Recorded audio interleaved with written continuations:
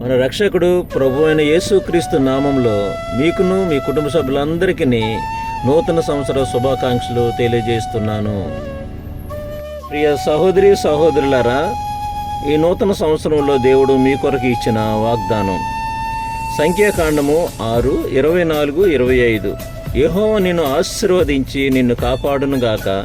యెహోవా నీకు తన సన్నిధి ప్రకాశింపజేసి నిన్ను కరుణించునుగాక. ఈ యొక్క వాగ్దానము మీ హృదయంలో దేవుడు బహుగా ఫలించునుగాక. ఆమేన్. నూతన పరచుము దేవా,